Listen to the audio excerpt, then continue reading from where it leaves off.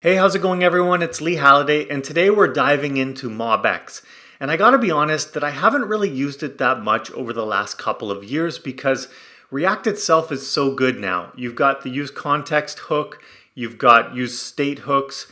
Really, I thought, what's the need? But diving into it over the last couple days, I sort of fell in love with it again. So today we're going to take a look at the latest features of how to basically set up MobX in React, and we're going to build ourselves a little bit of a blockchain in the process.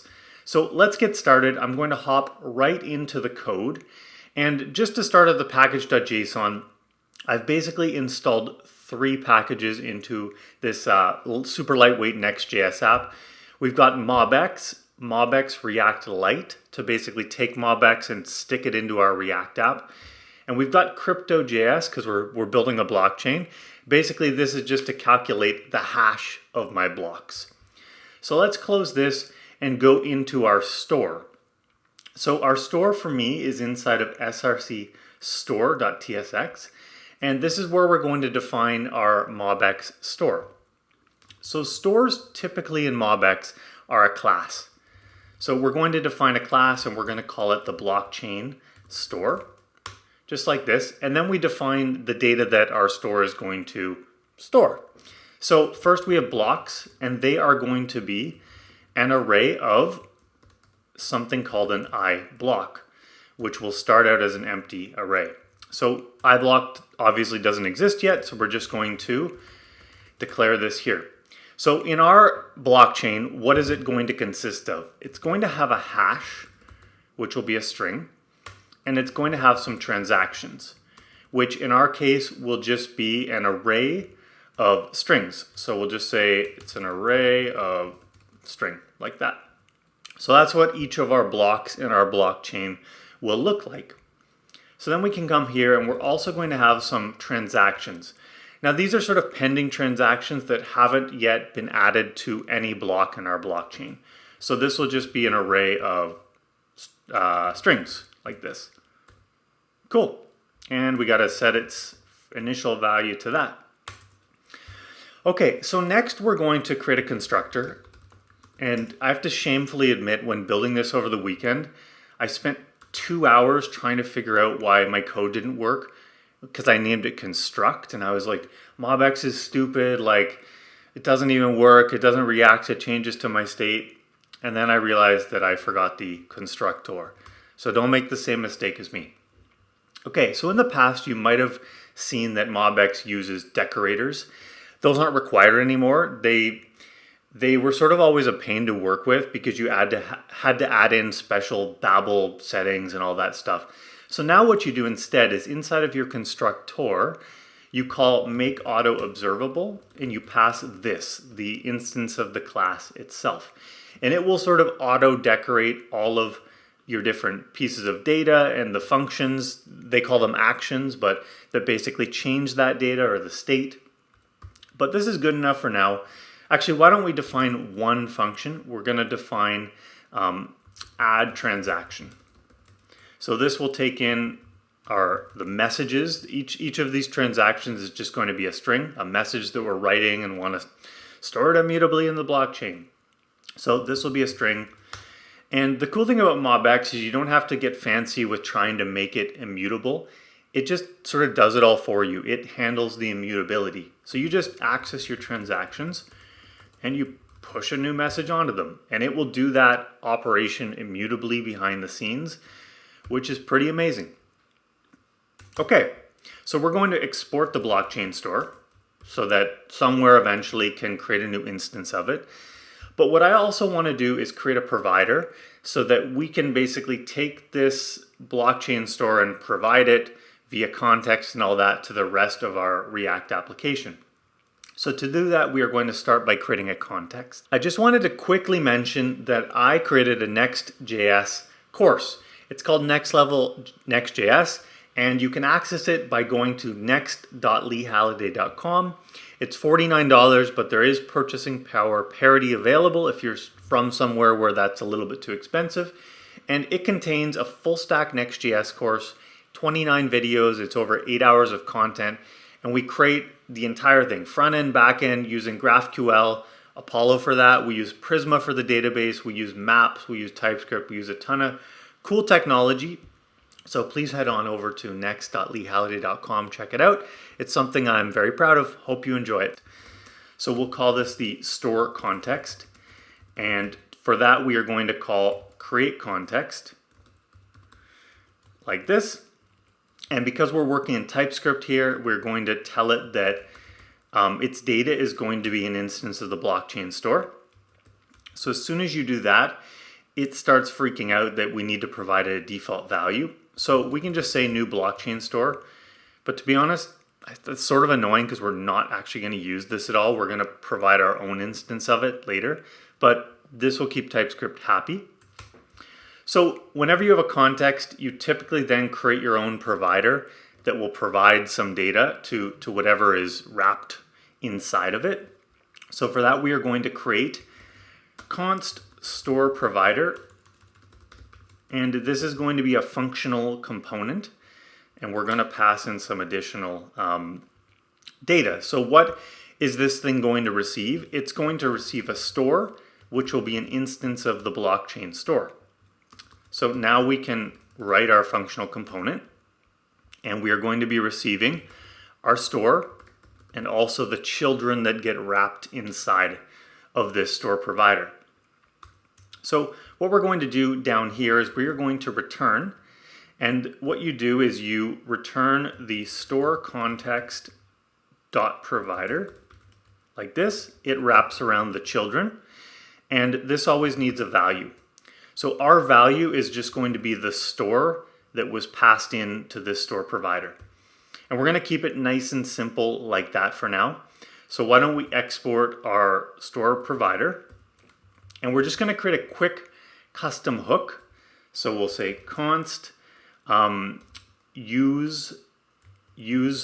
call it use store, and this is going to be an arrow function that returns basically access to our store context. So we'll say use context, and the context we want to use is the store context, like that. So we're also going to export use store. So what we've got now is basically the building blocks all set up to go and add our provider to the app so that our app itself can start using this MobX store. So for that, in Next.js, we're going to go in pages to the underscore app component. This is the one that wraps itself around every single page. This works the same though, whether you're in Gatsby or Create React App or any other, or Redwood or Blitz or anything. You just need to basically wrap this provider around a top level component so that the rest of your app will be within it. So I've already got my imports set up. I'm importing the blockchain store class and my provider. So I'm going to start by creating an instance of the blockchain store, just like that. And then I'm going to wrap my store provider around my component. And it knows that it needs to receive the store instance. So we can just say store is equal to store. And I believe it's happy now, but what's it telling me? Has no exported member blockchain store. So what did I do? Blockchain, that's it. Okay, oh man. Okay, so that's the blockchain store. Chain. Oh boy. Okay, well, thank goodness for TypeScript, no. So it's not the blockchain store, it's the blockchain store. I like that I was at least consistently wrong everywhere. Okay, so back here, we have our new instance of the blockchain store, just one for our entire app. It's going to share it, and then that's going to wrap itself around each of our pages so that our pages can sort of reach up and grab the instance of the store. So now we're going to go to our home page, this one right here, and it's not doing much. It's got a home component. It's also a functional component, and if we were to look at our page, this is what's showing up right now. So what we can do is we'll start to declare these tiny little components, and MobX works really well if you sort of break up your app into really small components that each sort of observe different parts of your store. MobX is smart enough to know what part of the data your components are accessing, and it will only re-render those components. It's sort of magical. I don't know behind the scenes how it's done, but it's great. So why don't we start by showing our transactions? And I don't have any right now, so I'm just going to start by just putting in a fake one now so that I have some data in there. We'll get rid of this later. So instead of home here, we are going to create a little component called transactions. So we'll say const transactions is a functional component that is equal to, and in here we want to access our store. So I'm going to uncomment the use store hook that we created, and we can say const store is equal to use store. So now we have access to our store, and what we're going to do now is basically just render out the transactions in our store, the pending transactions, if there are any. So there might not be any, so we'll just first check to see if there are any. So what we're going to do is we're going to say return if the store.transactions.length is greater than 0, then we will render out a div. Otherwise, we'll just render out nothing for now. So inside of our div, what are we going to put? We're going to put an H2 that says pending transactions. So if we go and look on the screen, we see pending transactions. And then below here, we're just going to put a UL with a class name of pending and map over each of the transactions, outputting them. So here we'll say store.transactions.map, and that's each transaction, and we'll render an LI that shows the transaction, just one of them, sorry. And we need a key. There's not a great key to use here because they're just strings, so this is a big no-no. You're not supposed to use index as the key, but I'm gonna do it, I'm sorry. Cool, so just like this, so if I were to come back, we see our start transaction. Now, you may think, great, it's all set up, but not quite. The key with MobX is you have to wrap this observer high order component around your functional component.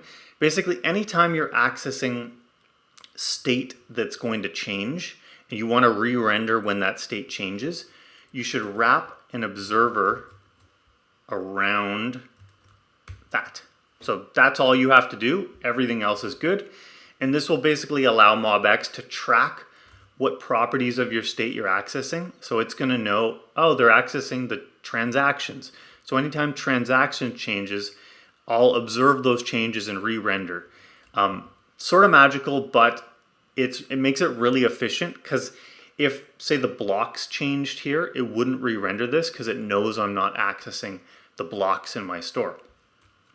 So there we have the transactions set up, and we need to basically create the ability to add new transactions. So we're going to add a form, and I'll just put this above. So const form, and this will be a functional component. We don't really need to observe changes here, so we're just going to do that. And so what's our form going to have? It will have access to the store because we need to call a function in it, but because we're not reacting to changes, we don't really need to make it an observer. We're just sort of calling actions, calling functions that will change the data. So we're going to create a form that will return like this. Our form will have an input of type text, and this will basically store the messages that we want to add into our blockchain as transactions. So here we'll just say const message set message is equal to use state started as an empty string. So here we can grab the value. On change, we can grab the e-target value and pass it to the set message function. So e.target.value, and we'll just put in a placeholder 2 for the message, and we'll make it required. So there we go. There's our beautiful form so far. We need to add a button of type submit that says add. Beautiful. And so now we need to basically handle the onSubmit. So this will take the event and will prevent default. Cool. So what do we want to do? First thing we want to do is basically take the store, and we want to call add transaction, passing in our new message. And then what we can do is we can set the message back to an empty string to basically reset the form for the next submission. So if we were to come back here, we can say hello, add it, it reacts, it shows our change, we're good to go. So with that in place, with our form, with our transactions, what I basically want to do is go back to our store and start working on the actual block part of it. So we have transactions that are added. And what I'm going to do is basically set up so every 5 seconds, it's going to take the transactions that are pending and write them to the blockchain. So let's create a function called writeBlock, like that. And we'll fill out the contents of this function, and then later we'll trigger it to update every 5 seconds. So what do we want to do when we write a block? Well, the first thing we're going to do is basically check if we have any pending transactions. So if this.transactions.length is 0, just get out of here. We're not going to write a block if there's nothing to write to it. So the next thing we want to do is basically take all the transactions that are in our store, and we're going to create a copy of them. So this.transactions. So with the copy here of the transactions, we can now basically zero out the transactions that are in our actual store. We can just set it back to an empty array, like this. So now that we have a copy of these transactions, we want to write them to the block. So what we're going to do is we're going to say this.blocks.push, and we're going to push a new block on. So what does a block consist of? It consists of a hash that we'll fill out in a second, and it also consists of the transactions. Cool. So we need to basically figure out how do we calculate this hash. So the way a blockchain sort of works is every block contains a hash that it's its own content. So in our case, it's a hash of the transactions plus the hash of the previous block. And by chaining them all together like that, if you were to change any hash or any value, it would basically invalidate the rest of the blockchain, because now none of the hashes would sort of add up to each other. So if you were to go look into a real blockchain like Bitcoin or Litecoin or something like that, they use something called a Merkle hash, and you're going to see Merkle everywhere, Merkle tree, Merkle root, all that stuff. It's a little bit too intense for me and for this video, so we're just going to sort of simplify our blockchain. But we do need the previous block. So we're going to say prev block is equal to, so we're going to access the blocks, and we're going to get the one prior. So we're going to say this.blocks.length minus 1. But if it's the first block, there won't be anything, it'll be undefined. So we'll use the nullish coalescing operator to just say the previous block, if there was none, it's an empty hash. So with that in place, we're going to create our hash. And it's going to consist of a call to SHA-256, and we're going to pass a string in here. And we're going to embed in this string the prev blocks hash. And then also, we are going to stringify the transactions and basically take a hash of that JSON string of all the transactions. And this doesn't give you a string, it gives you something called a word array. Who knows what that is? So we're just going to say toString to get this back to a string. So now we can come here and we can make our hash just this hash variable. Oops, hash. I'm just going to put it all in one line because I like how it looks better for no other purpose. So there we go. That is basically how we are going to add a block to the blockchain. So just to go over what happens here again, we take a copy of the current pending transactions and then we reset the state's transactions to an empty array. Then we need to access the previous block, but handle the case, what if we're the first block? And then we can create a new hash, which is based off of the previous block's hash plus our JSON stringified transactions. And then we push this new block into our store, just like that. So when is this thing going to run? I said I wanted it to run every 5 seconds. It will basically do this code. So what we can do here is use effect. And I'm doing this inside of our store provider. Why? So that I can act on the instance of the store that we're working with in this provider, which came from here, that was passed in as a prop to our store provider. Okay, no dependencies. I guess you could say it's the store, that is our dependency, but what we're going to do is use set interval. So we'll say const interval equals set interval. So this is the function that runs. It's going to run every 5 seconds. And what do we want to do? We want to call store.writeBlock. That's what will happen every 5 seconds. And why did I put this interval in a variable? Because if this ever unmounts, what we can do is we can say return, and this code runs when it unmounts, when the use effect is no longer valid anymore. So when that happens, we want to call clear interval with our interval so that it will stop being run every 5 seconds. So that's just a little bit of cleanup in the use effect. Okay, so if we were to come back to here, you can see that I guess the 5 seconds happened and the transaction we had disappeared. So we could say, hey, it's going to show up for a few seconds, hopefully, and then get written to the blockchain. So why don't we visualize the blockchain now so we can see what's happening?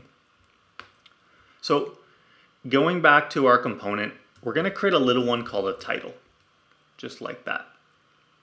And we'll put this here. So title is a functional component. It is going to be an observer to changes in our state, like this. So we need access to the store. And we will return an h1.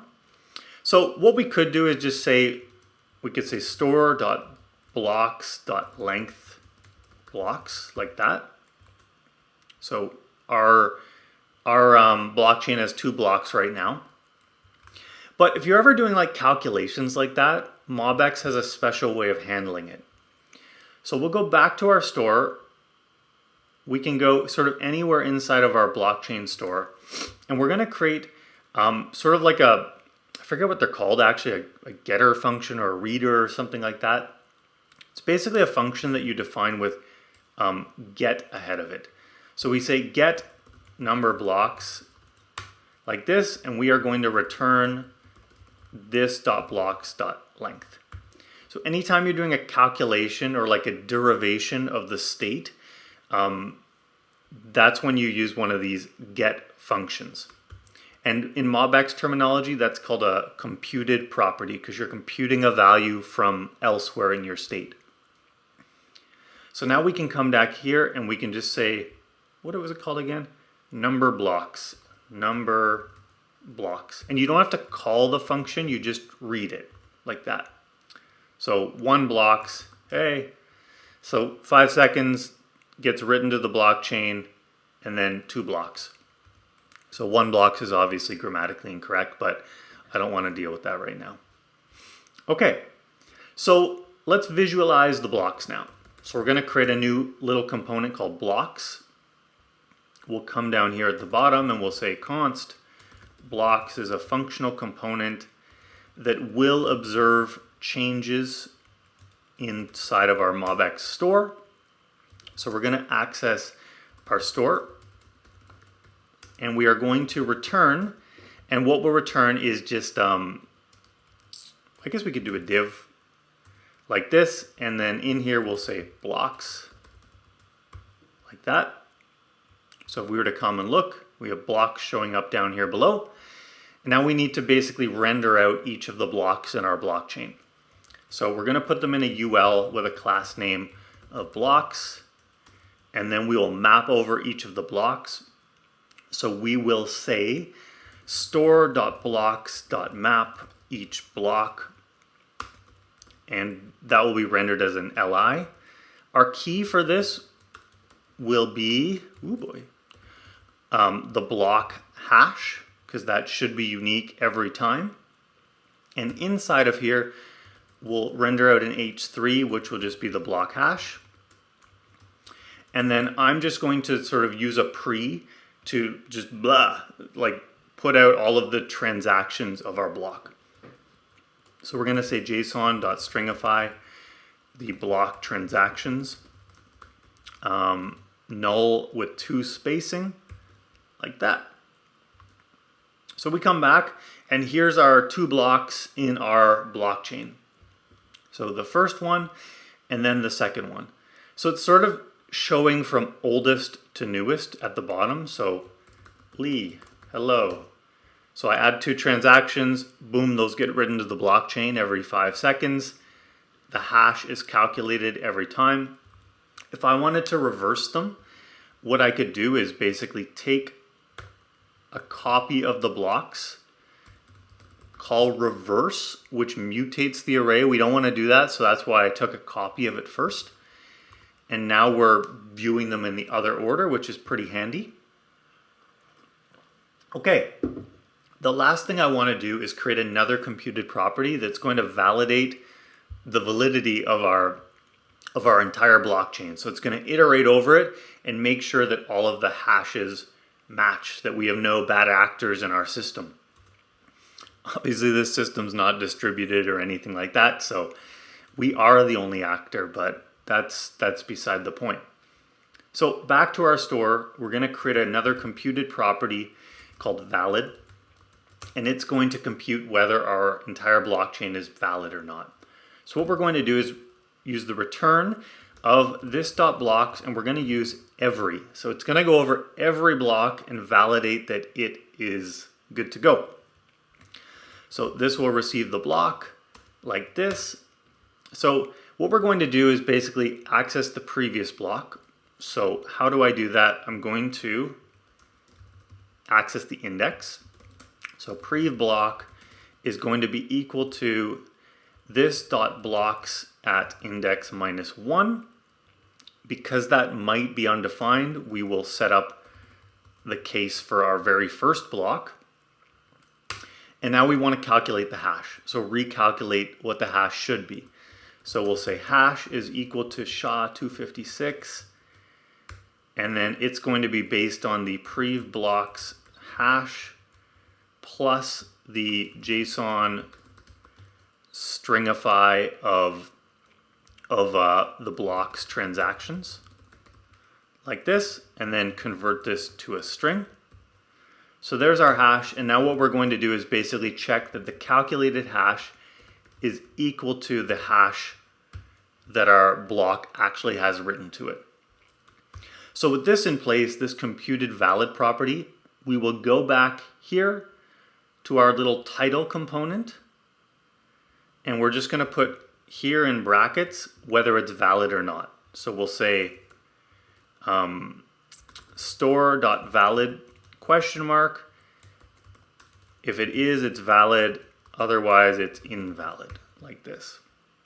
So let's go check if our blockchain is valid. Sweet, and it is. So let's write some messages to it. We can get rid of this start one. We don't need that anymore. Okay, so first message, hello world. We'll just let that get written to the blockchain every 5 seconds. There we go. So another one and another. Cool. Third, fourth, fifth. Okay. So right now we got 3 blocks in our blockchain. It says it's valid.